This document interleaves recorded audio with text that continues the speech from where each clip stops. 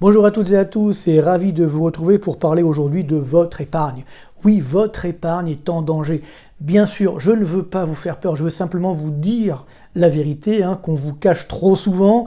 Là aussi, vous alerter, vous mettre en garde et également vous donner les moyens d'éviter de tomber dans ces pièges.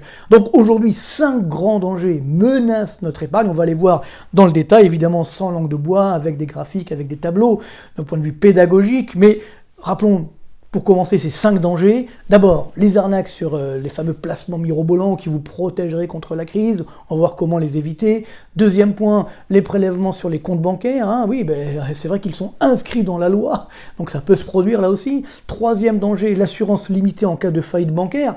On espère qu'on les évitera, mais ça peut bien sûr arriver là aussi. Est-ce que l'épargnant ne sera pas le grand perdant? Et puis quatrième danger, bien sûr, l'augmentation des impôts sur l'épargne, le patrimoine, notamment on en a parlé avec cette recommandation du FMI, mais ça peut bien sûr malheureusement arriver. Et puis dernier point, peut-être le plus important, cette finance folle qui est en train de s'imposer et qui nous rappelle dangereusement la situation qui prévalait avant le krach de 29, et donc même si on n'en est pas encore là, mais il faut quand même être extrêmement prudent, il faut aujourd'hui retrouver le bon sens. Alors on va regarder dans le détail un peu tout ça. D'abord bien sûr ces arnaques au placement mirobolant, alors c'est pas nouveau, il y en a eu beaucoup, alors on les connaît en partie, vous savez, les fameux forex, c'est-à-dire soi-disant on investit en bourse, en fait l'argent n'existe pas, l'argent disparaît complètement, les options binaires, les placements en faux diamants, en fausses crypto-monnaies, donc il faut être extrêmement prudent. Donc quel est le conseil? C'est très simple, si on vous propose un rendement élevé sans risque, déjà vous savez que c'est de l'arnaque, donc là il faut bien entendu éviter, et ensuite tout simplement l'AMF, l'autorité des marchés financiers en France, a pu justement détecter des fausses compagnies d'investissement. Donc elle a établi une liste rouge justement pour éviter de tomber dans les pièges. Alors vous pouvez aller sur le site, et avant d'investir, de choisir un partenaire financier, vous allez sur le site de l'AMF.fr, et là vous avez la liste verte, c'est-à-dire des organismes autorisés tout simplement, et celle qui est rouge des organismes interdits. Si votre potentielle compagnie n'est ni dans l'une ni dans l'autre, c'est qu'il y a un problème, et vous pouvez évidemment leur écrire pour demander bien entendu de faire des recherches. Donc je vous en prie, l'épargne, on met des années à la constituer, donc ne la dilapidez pas n'importe comment parce qu'on serait attiré par des soi-disant grands investisseurs qui auraient la science infuse. Donc là, premier danger qu'on peut éviter avec bien sûr du bon sens. Deuxième danger, alors là évidemment on ne pourra pas forcément l'éviter, c'est la fameuse BRRD. Et oui, donc c'est une directive européenne sur le redressement des banques et la résolution de leurs défaillances. Alors ça veut dire quoi? Ça a été mis donc en France, une ordonnance qui a été passée comme ça presque sous le manteau très rapidement à l'Assemblée nationale, donc qui existe depuis le 1er janvier 2016, et donc qui dit quoi? Que tout simplement, les comptes des clients dotés de plus de 100 000 € de dépôt pourraient être prélevés pour contribuer au sauvetage de leur banque. Ça veut dire que si une banque a une difficulté, au-dessus de 100 000 €, les banques auront le droit de prélever une partie, alors on ne sait pas combien, bien entendu, sur les comptes des dépôts pour justement essayer de se remettre à flot. Donc ça, c'est extrêmement dangereux. Alors, on a même vu parfois, notamment à Chypre il y a quelques années, où c'est l'État lui-même qui a réussi à ponctionner une partie de ces dépôts. Bien sûr, c'est qu'en cas de crise grave, mais c'est sûr qu'aujourd'hui, si on a, un dérapage de cette pandémie, une récession qui dure, etc., ça pourrait être très tentant avec des banques qui seraient en difficulté. Donc là aussi, il faut être très prudent, ne pas forcément laisser plus de 100 000 € sur ces dépôts. Troisième danger, c'est ce qu'on appelle l'assurance des dépôts. Vous savez qu'aujourd'hui, toutes les banques cotisent pour une garantie des dépôts. Donc en fait, c'est très simple. Si votre banque fait faillite, on ne l'espère pas, bien sûr, mais ça peut arriver. Mais si votre banque fait faillite, vous avez une garantie des dépôts, vous serez remboursé jusqu'à 100 000 € par personne pour tous les comptes de cette personne. Ça veut dire même les comptes d'épargne. Donc, ce que des fois, on se dit, j'ai 100 000 là, 100 000 là, mais c'est dans la même banque finalement. Donc, si cette banque fait faillite, évidemment, ça peut être dangereux. Donc là aussi, il faut être extrêmement prudent. Alors, je pense que les grandes banques françaises ne sont pas en danger, mais il faut faire attention sur les banques de moyenne taille. Là aussi, ça peut malheureusement nous coûter cher. Donc, il faut bien éplucher les comptes, bien regarder où on met son argent. Il y a beaucoup, ce qu'on appelle de néobanques, etc., ou des banques qui n'ont pas forcément pignon sur rue depuis des années. Il faut être extrêmement prudent. Donc là aussi, un troisième danger qui menace notre épargne et sur lequel on peut justement faire face, puisqu'on peut là aussi éviter d'investir, de mettre son épargne n'importe où. Alors après, il y a un quatrième danger, ça c'est malheureusement, là aussi, là par contre on ne pourra pas vraiment le contrôler, c'est sur l'imposition. Hein, je vous l'ai évoqué il y a quelques jours, hein, on a dans le moniteur des finances publiques de janvier 2021, le FMI a tout simplement recommandé aux États d'augmenter les impôts sur le patrimoine et sur l'épargne au sens large. Donc ça c'est très dangereux parce que ça veut dire que pour l'instant on ne voit pas, puisque finalement cette dette publique qui augmente, on s'en fiche un peu, excuse-moi l'expression, parce qu'on se dit bah, c'est la BCE qui finance, mais à partir du moment où elle va limiter ses financements, les États vont devoir chercher de l'argent quelque part, et malheureusement l'épargne, ben, c'est l'objet tout trouvé. On se dit, il y a de l'épargne, on entend souvent, hein, les Français ont les moyens, etc. Donc pourquoi ne pas y aller? Et ça, malheureusement, je pense qu'on n'y coupera pas. Donc on va avoir une augmentation des impôts sur l'épargne, sur les patrimoines. Donc bon, évidemment, on ne peut pas partir, quitter la France comme ça, mais là aussi, il faudra être extrêmement vigilant, ce qui montre que malheureusement, notre épargne sera en partie ponctionnée. Ça, j'aimerais vous dire que ça ne sera pas le cas. Peut-être que ça ne sera pas le cas si, évidemment, on retrouve une croissance forte. Mais si ce n'est pas le cas, alors là, évidemment, on aura de vraies difficultés. Et puis, avant tout cela, il y a un danger que nous sommes aujourd'hui en train de vivre, c'est ce que j'appelle la finance folle. C'est-à-dire qu'on a des marchés boursiers, des marchés des taux d'intérêt, des obligations d'État, je ne parle même pas des crypto-monnaies, des marchés complètement fous. Il n'y a plus aujourd'hui de raisonnement économique qui sous-tendent les marchés. C'est extrêmement dangereux. Donc oui, il y a des bulles financières partout. Je sais que Madame Lagarde dit non, il n'y a pas vraiment de bulles. Et on peut le regretter, parce que c'est vrai que quand il y a eu la bulle Internet, donc Alan Greenspan, le président de la Réserve fédérale américaine de l'époque, avait dit oui, il y a une exubérance irrationnelle, il faut arrêter tout cela. Mais là aujourd'hui, les banques centrales disent non, on continue comme ça, tout va bien dans le meilleur des mondes. C'est très très dangereux. Encore une fois, on voit que les dirigeants de la planète, c'est-à-dire que ce soit d'un point de vue politique ou également monétaire, ne sont malheureusement pas à la hauteur de la situation. Donc on a cette fuite en avant qui va bien sûr nous coûter très cher, mais d'ores et déjà on a cette finance folle. Alors là je vous ai mis le Dow Jones, puisque là on compare l'évolution annuelle donc, du PIB mondial, c'est la courbe bleue, et puis la courbe rouge c'est la variation annuelle du Dow Jones. Donc vous voyez, là c'est la dernière crise, donc là c'était le dégonflement de la bulle Internet, à l'époque il y avait quand même 2,5% de croissance, pourtant regardez, le Dow Jones s'est effondré de presque 20%. Donc là, hop, ça a vraiment, on a eu une correction tout à fait logique. Deuxième crise, la crise de Lehman Brothers, hein, des subprimes, etc., la récession, moins 0,1% de baisse du PIB, et vous voyez le Dow Jones s'effondre de presque 35%, donc c'est quand même assez là aussi douloureux. Et ce qui est surprenant, c'est qu'aujourd'hui, on a eu une récession mondiale, regardez la courbe bleue, donc on est sur un niveau à peu près l'année dernière de moins 4, moins 4,5% de baisse du PIB, et le Dow Jones a progressé malgré tout de l'ordre de 6 à 7%. Donc ça défile lentement. Et ce qui est complètement fou, c'est que ça continue. En 2021, je vous ai mis la suite ici, là on retrouve le Dow Jones, donc c'est la courbe bleue en base 100 en 1997. La courbe rouge, c'est le PIB en valeur, donc augmenté de l'inflation également depuis 1997. Et bon, ça devient fou. C'est-à-dire que, vous voyez, normalement, quand on a une petite baisse de la courbe rouge, le Dow Jones réagit à la baisse. Mais là, pas du tout. Alors, on a eu une réaction, bien entendu, au début de la pandémie, puis là, on redémarre. On a même atteint un nouveau sommet historique il y a quelques jours sur le Dow Jones. Donc, on voit l'écart, vous voyez, de variation. Hein, on est sur une variation du Dow Jones, vous voyez, un indice quasiment à 500. Hein, ça veut dire presque 400% d'augmentation, alors que sur le PIB en valeur, même si, évidemment, on espère le redémarrage, donc là je l'ai intégré pour 2021, on sera autour des 270, donc vous voyez qu'il y a quand même malheureusement aujourd'hui presque 250 points d'écart. C'est pas normal, hein.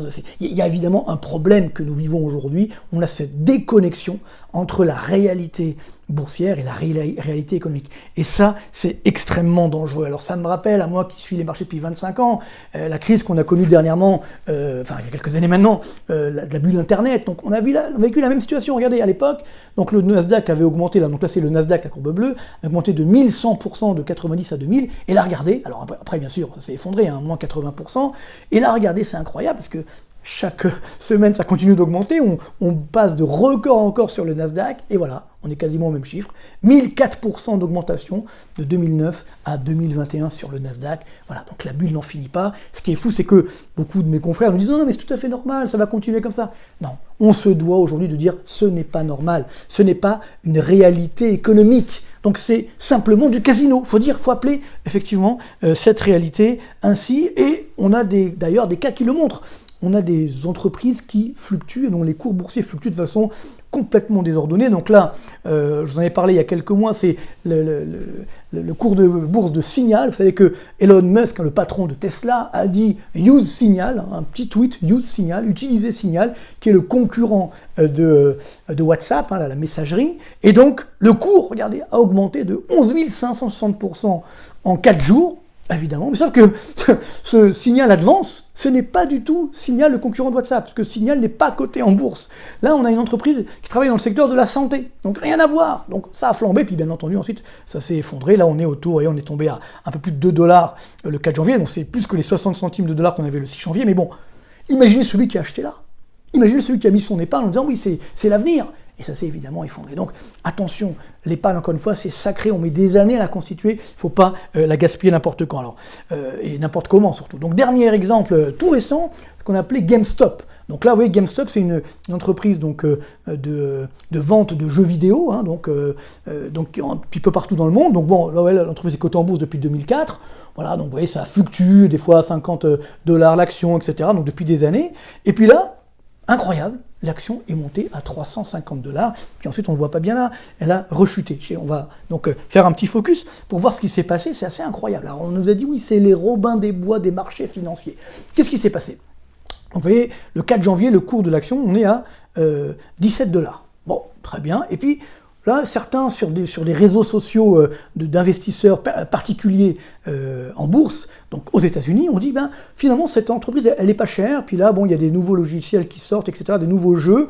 Pourquoi pas ça pourrait effectivement doper le cours de l'action. Et là donc il y a parce que aux États-Unis il y a les réseaux sociaux sur la bourse, les forums, il y a des millions et parfois même des dizaines de millions de de participants. Donc ça peut aller très très vite. Et donc là, cette information a plu en disant que le cours allait monter. Regardez, c'est incroyable, on passe en quelques jours donc de 17 $ et on est monté jusqu'à 482 $ pendant la séance du 28 janvier.